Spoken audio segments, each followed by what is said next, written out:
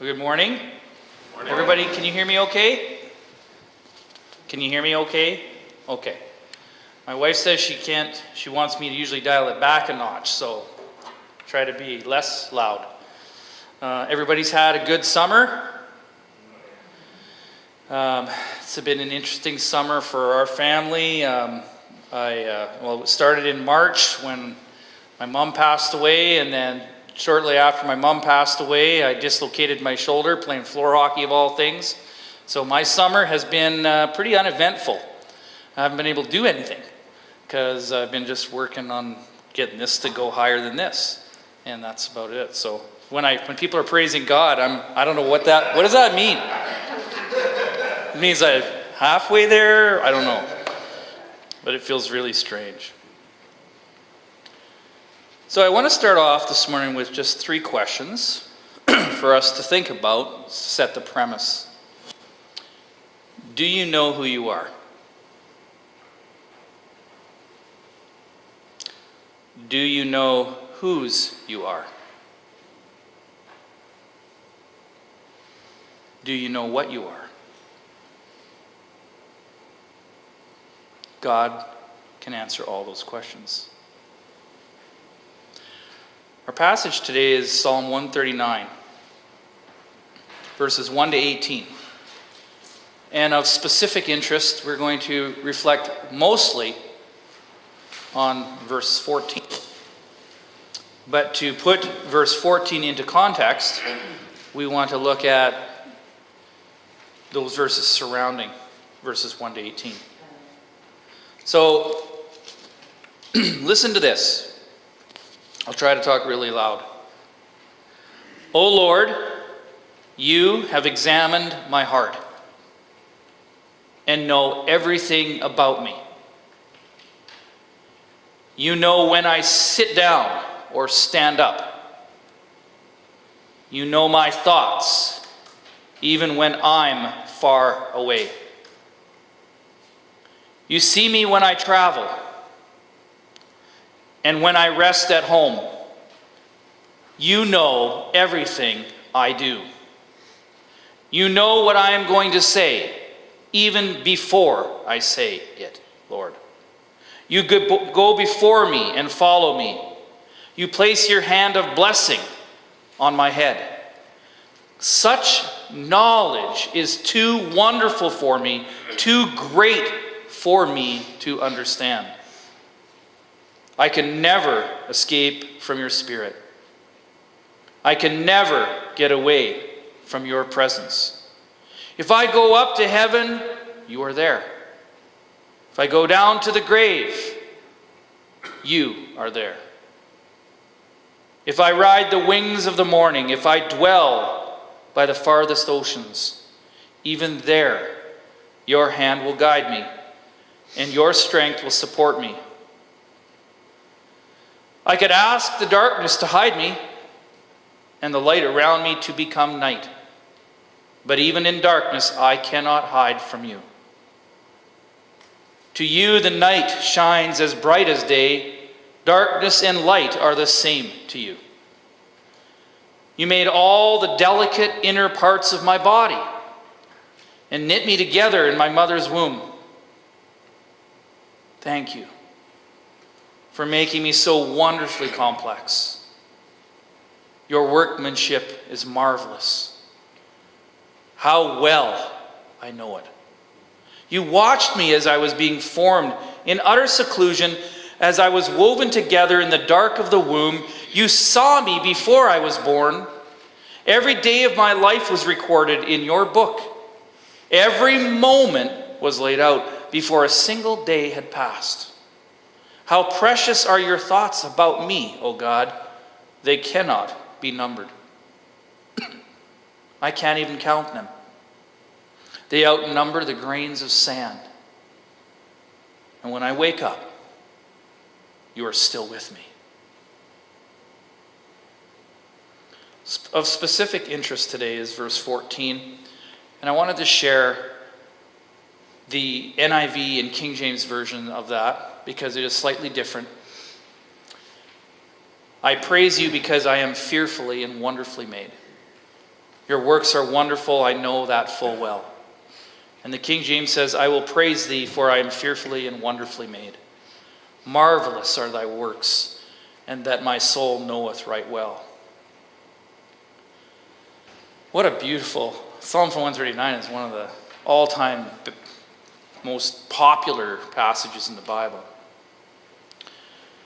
Earlier this week, working with a client who is struggling mightily with anxiety and stress, chronic debilitating anxiety and stress, we began to discuss the complexity of the human brain and the role that it plays in regard to anxiety and stress. And ironically, this passage came to mind. The complexity of the universe is full of majesty and wonder. Even more majestic, though, is the creation of mankind. The brain being the most complex. But how the brain interacts with the body is even more unbelievable. Most of you probably know they say that we use less than 3% of our brain power. There's actually a movie about that. I'm sure it's far-fetched, but just imagine if we used 97% more. But then again, we can't, because we only use 3%. Everything we see, feel, touch, taste, smell, and think is designed by our Creator. The human brain is an amazing organ, fearfully and wonderfully made. It has the ability to learn, to reason, to control so many automatic functions of the body, such as our heart rate, our blood pressure, our breathing. It helps us to maintain our balance, to walk, to run, to stand, to sit, all the while concentrating on something else. Now, we have amazing technology in our world. Computers can outdo our human brains in raw calculating power, but they are primitive when it comes to performing reasoning tasks or even feeling. The brain also has an amazing ability to adapt to new situations. In an experiment, when people put on glasses that made the world seem upside down, their brains quickly reinterpreted the information they were being given to perceive the world as right side up. When others were blindfolded for long periods of time, the vision center of the brain soon began to be used for other functions. When people moved to a house near a railroad, I was looking at these houses along the railroad and I was like, holy, I wouldn't want to stay there. It would shake me to my core. But it's amazing. After a period of time, your brain would not even notice. Your brain would get used to it. You wouldn't even hear the train go by after a while. How many of you seen the YouTube video? It's fairly viral. It's been going around for quite a while. It's called the backwards brain bike. Have anybody familiar with that video? It's an amazing video about a bike that some welders created for an engineer to embarrass him. And they took the handlebars and they designed this weird, gizmo on here that when you turn left, the wheel goes right. And when you turn right, the wheel goes left. And they challenged him to ride it. He's like, no problem, I can do that. So he gets on there and he wipes out. Like eats it big time. And he keeps at it. He's getting frustrated and frustrated and frustrated. And what we learn from the video is how powerful our brains are. It's called a cognitive bias. That when we think what we think over a long enough period of time, we believe it to be true, and even resisting it is incredibly difficult because the brain is used to it. I dare you to find a backwards brain bike and try to ride it. I haven't, and I don't dare try. But it took this one guy 8 months, 5 minutes a day to learn how to ride a backwards brain bike, and it took his child 3 weeks. That's called brain plasticity. That's talking about how the brain can be more flexible when we're younger than when we're older. And the older we get, the more set in our ways we become, and that isn't just a choice. It's cognitive bias. It's the power of the human brain. Anyways, he goes to Amsterdam where they have, like, I guess, thousands of bikes. And he thinks, well, gee, I'm going to try riding one of these old bikes that I, learned 22 years ago how to ride to see if my brain will be able to ride that bike. So he gets on the bike thinking this is going to be a breeze because, I rode a regular bike for over 20 years. He can't ride it. He looks like an idiot out there. All these people with bikes, and this guy's like crashing and he's falling all over the place. But it took him about 15 minutes of practicing, and all of a sudden his brain switched on and went, oh, that's right. This is how you ride a regular bike. The brain also has the ability to influence emotion. So I'm going to give you guys a little education on the brain today because of what I do. And I think it's important because God created this mind of ours. When it comes to fear and anxiety and emotion, there are two parts of the brain that are used the most. This part, which is called the frontal cortex. This part of your brain is like the CEO of an organization. It's the executive center of your brain. It's the part that says, it's got, it interprets information, it makes decisions, it's the guy or the gal who just decides everything about and processes all the information. So think of a CEO of an organization. They make the final call. That's what this part is. It's called the frontal cortex, and this part is called the prefrontal cortex. That's the part that's literally like an interpreter. It interprets what all of the thoughts are that go through your head. Then there's the area called the hypothalamus area, which is sort of like the middle part of your brain. I can't really show you because it's inside my head. And that's the drive center of your brain. That's the part that's responsible for hunger, sexuality, just those major drives that we have in life. Those two systems are the most responsible for emotion and feelings, especially the hypothalamus area, because it's made up of a specific organ in your brain called the amygdala. Any of you heard of the amygdala before? Do you know what the amygdala does? It's like a smoke alarm in your house, but it's a fear alarm in your head. And it doesn't know the difference between what's a legitimate fear and what's an irrational fear. It just, where there's smoke, there's fire, and it goes off. So whenever you think something negatively, pessimistically, or fearfully, you're triggering your amygdala, which causes the insula, which is next to the amygdala, to send a signal that says, something's wrong. You better do something about this. Which also sends other information to what's called the basal ganglia, which makes you feel this urge to fright, to run or flee, to do something. The brain is amazing. I'm not even telling you a whole bit about it. I probably don't even know 97% of it. But suffice to say, the brain has the ability to influence how you feel. And feelings, then, are only a reflection of your thoughts. They're not facts. Because if you're thinking wrong, you're probably feeling wrong. So what do you think about yourself? Do you know who you are? Do you know whose you are? Do you know what you are? Psalm 139 speaks directly to our very identity as children of God, as creations of God, how God sees us, what God thinks of us, and how we ought to see and think of ourselves. How we see ourselves is a vital part of life. Who am I? What is my purpose in life? An entire book became a massive big seller, The Purpose-Driven Life. Why? Because everybody's asking that question. Why am I here? What is my purpose? And it all starts when we're young. It begins at a very young age. One of my clients, we were working through some misbeliefs that she has about herself, thoughts that she has about herself.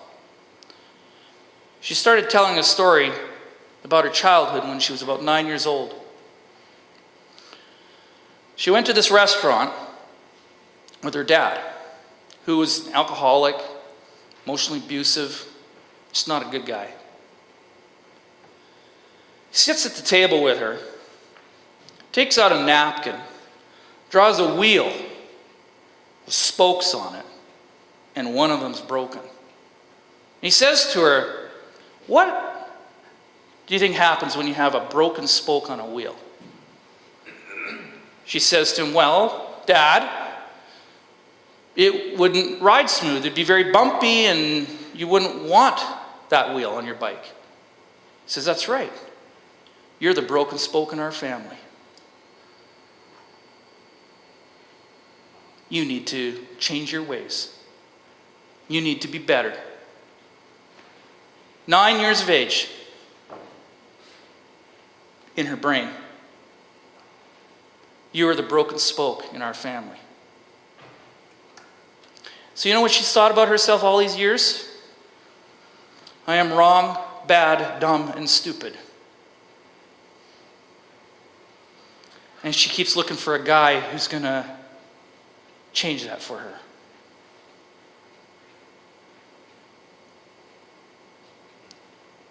You are not broken spokes. None of us are broken spokes. God does not think you are a broken spoke, because God only creates masterpieces. Most people don't think about themselves like that. Most people have something they don't like about themselves. How they look, how tall they are, how fat they are, how skinny they are, how short they are, or maybe that's a big fat mole in their forehead.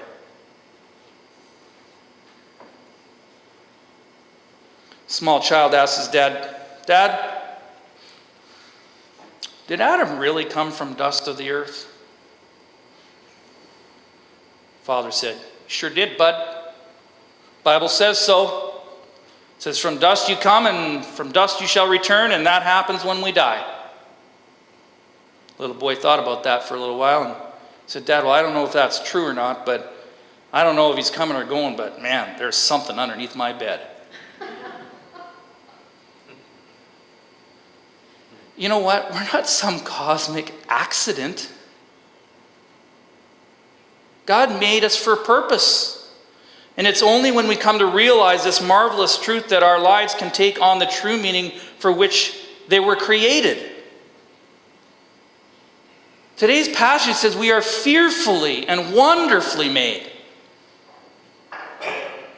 We're not an oops. We're not a broken spoke. We are fearfully and wonderfully made. He says, you made all the delicate inner parts of my body and knit me together in my mother's womb. Thank you for making me so wonderfully complex. Your workmanship is marvelous. How well I know it. You watched me as I was being formed in utter seclusion, as I was woven together in the dark of the womb. You saw me before I was born. Every day of my life was recorded in your book. Every moment was laid out before a single day passed. And what do we have to listen to on the news? Planned Parenthood. Isn't that an oxymoron of a statement? The name of the corporation is ridiculous. Planned Parenthood. An organization accused of harvesting infants for research. They don't call them babies. They call it tissue.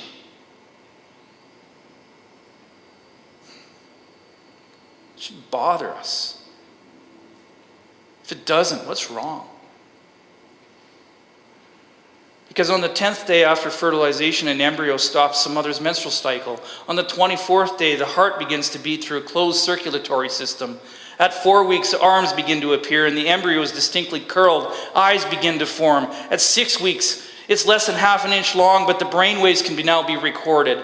There's movements beginning, and the spine can be seen. At 7 weeks, they have clearly defined fingers and hand movement. This unborn baby, she has 600,000 germ ova in her developing body. At 8 weeks, the unborn child becomes a fetus, which is Latin for young one. And then when this little masterpiece, it has an unmistakably human appearance at 8 weeks. 8 weeks. All systems are laid down. It's skeletal, digestive, circulatory, respiratory. In every way, it is a little human being. At 9 weeks, the fetus has fingerprints that will remain the same until his or her death. She sucks her thumb and she can swallow. At 12 weeks, she turns her head, frowns, makes a fist, curls her toes, fingernails begin to appear. She's waking and sleeping, and she can hear at 12 weeks. At 14 weeks, she just gets larger and fatter and cuter until she's born. We are knit together in our mother's womb, fearfully and wonderfully made. And this psalm ought to give us each a deeper sense of the significance of our lives. And we ought to be blown away by the intimate interest God has in who we are and how we are made. Right down to the uniqueness of your fingerprint. So if you're feeling a little broken, spokish right now, remember this psalm. You are fearfully and wonderfully made. You are God's masterpiece, and you can live your life with confidence and purpose. So this common experience of those struggling with depression and anxiety, they have these existential questions. Who am I? Why am I here? What is my purpose in life? Now we might think about the home we're raised in, our town, our country. We also think about our likes and our dislikes, our skills and our abilities. But part of the answer, at least, is coming to terms with this fleshly machine that we live in. You hear what I said? That we live in. Who am I in this body I inhabit on this earth? When we don't know where our true identity resides, when we don't know who we are, whose we are, or what we are, these questions are inevitable. But we can take comfort in knowing that God has created us the way we are for a reason. We don't have to feel undue pressure to be like other people. Because God didn't make you like other people. He made you uniquely you. Now David had every right to be asking these same kinds of fearful questions. What are you doing with me, God? Guys are trying to kill me. They're following me. I'm hiding in a cave. What is the deal here? But what does David say? How precious are your thoughts about me, O God? They cannot be numbered. Think about that. God never stops thinking about you. Even when you don't think about yourself. I can't even count them, David says. They outnumber the grains of sand. And when I wake up, you're still with me. Think about what that says. It means that God is thinking about you when you're sleeping. He's there. He's not Santa Claus. He's there all the time. And he doesn't just give out gifts on Christmas morning. He is the gift. Every morning. So we are not just our body, but because it's the only part that people can see, it tends to make a big impression on us and on other people. The truth is, some of us at least feel a little shortchanged. Maybe we're not quite happy with the chassis we got. The whole thing that makes this awkward is that we had little choice in this basic model. We can't go back and totally get a new model, even with the wonders of medical science. You're stuck with the body you got. Or could it be you're blessed with the one God fit for you? We are fearfully and wonderfully made. Society sets a high standard and can be cruel on those who don't meet them, which is like 99% of us. But even the 1% who look like they have it all together, they got the money, they got the Rolls Royce Ferrari, they got the mansion, even they question, who am I? Am I happy with this body? In fact, they say that it's estimated that like only 1% of women in Canada would actually use the word beautiful to describe themselves. That's shameful. I've been married for 20 years. as of August 19th was our anniversary. My wife would kill me if she found out I told you this, so. Oh great, it's on camera. She's not going on the internet. And maybe, man, you have the same experience with your wives. She's like, honey, I'm not 20 anymore. So I say, man, you're beautiful. Beautiful. I'm not 20 anymore. Obviously, you're not 20. Thanks a lot. Now you said obviously. Like, I wasn't even talking about that. I said, listen, yeah, you're not 20, but look at me. Do I look like I'm 20? I said, you're always going to be beautiful to me. You know, when I grew up, I was a skinny little kid. And I had a lot of things in my head about how I saw myself. I saw myself as skinny, insecure, unattractive. Who knew I'd marry a blonde? But you know what? No matter what you think about yourself, God cares. Not just about how you look, but He knows and cares about your soul and how you see yourself. It says, "O Lord, you have examined my heart and know everything about me. You know when I sit up or stand down, or sit down or stand up. You know my thoughts, even when I'm far away. You see me when I travel, and when I rest at home, you know everything I do." We stand up in this sanctuary to praise God, to worship Him. Whether I can lift both arms or half arm up, it don't matter. God sees it. He sees the effort. He sees the desire, not just externally, but in your heart. If I ride the wings of the morning, if I dwell by the farthest oceans, even there your hand will guide me and your strength will support me.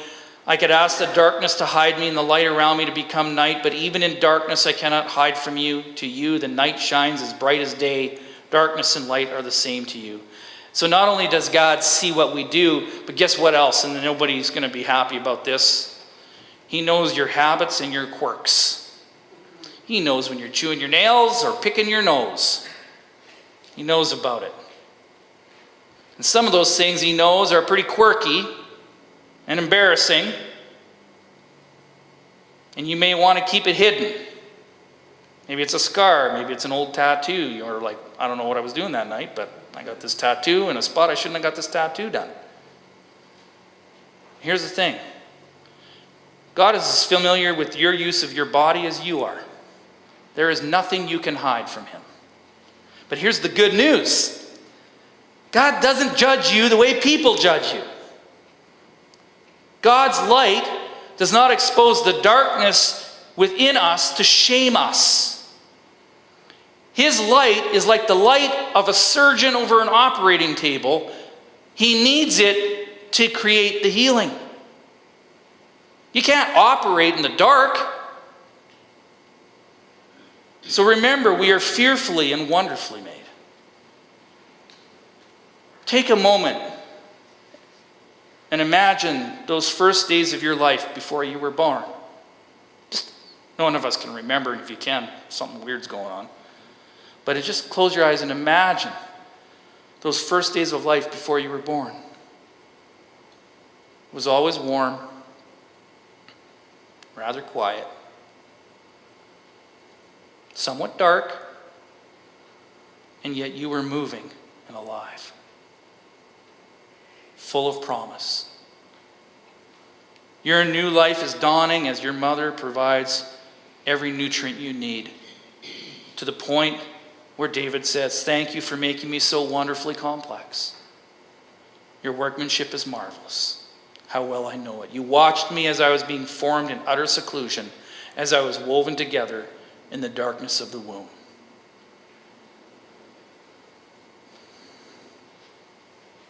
I close with this. You are a masterpiece, a portrayal of pure love. For you are put together by the Creator up above. You are a work of genius. God knew just what to do, for He put His very image and heart inside you. You are picture perfect. You look like no other one, for God's portrait of you is in the likeness of his Son. You are a work of art. Every line he has detailed for your very frame. He has pared and scaled. You are a masterpiece, a stunning success. God's handiwork at its best, because he has blessed. Amen? Amen.